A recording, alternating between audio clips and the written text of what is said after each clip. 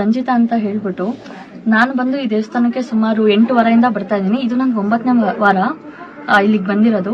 So usually ನಾನು ದೇವ್ರು ಪೂಜೆ ಅದೆಲ್ಲ ಅಷ್ಟು ನಂಬ್ತಾನೆ ಇರ್ಲಿಲ್ಲ. ದೇವಸ್ಥಾನಕ್ಕೆ ಹೋಗ್ಬೇಕು, ಕೈ ಮುಗಿಬೇಕು, ಮಂಗಳಾರತಿ ತಗೋಬೇಕು, ಬರ್ತಾ ಇರ್ಬೇಕು, ಆ ತರ ಕೈಂಡ್ ಆಫ್ ಪರ್ಸನ್ ನಾನು. ದೇವಸ್ಥಾನದಲ್ಲಿ ಇದೇ ನನ್ನ ಲೈಫ್ ಅಲ್ಲಿ ಫಸ್ಟ್ ಟೈಮ್ ಇಷ್ಟು ಟೈಮ್ ಅಂತ ಸ್ಪೆಂಡ್ ಮಾಡ್ತಾ ಇರೋದು ಇಲ್ಲಿ.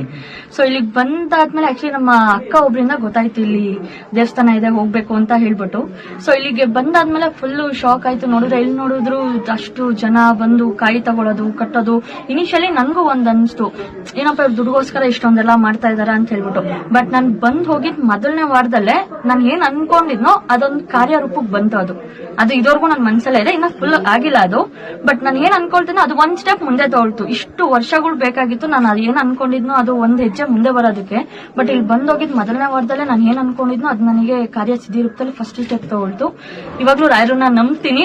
ಏನಕ್ಕೆ ಅಂತಂದ್ರೆ ಇದು ಒಂದೇ ರೀಸನ್, ನಾನು ಎಲ್ಲೂ ದೇವಸ್ಥಾನಕ್ಕೆ ಹೋದವಳಲ್ಲ, ಸುತ್ತಾಡ್ದವಳಲ್ಲ, ಹಿಂಗ್ ಹೋದ ಬಂದವ ಅನ್ನೋ ತರ ಇದ್ದವಳು. ಇವತ್ತು ರಾಯರಿಗೆ ಇಷ್ಟು ಶರಣ ಅಂತಂದ್ರೆ ಅವರು ನನಗೆ ಪ್ರಸಾದ ರೂಪದಲ್ಲಿ ಕೊಟ್ಟಿರೋ ವರನೇ ಇವತ್ತು ನನಗೆ ಇಲ್ಲಿವರೆಗೂ ಕರ್ಕೊಂಡ್ಬಂದು ನಿಲ್ಸಿದೆ.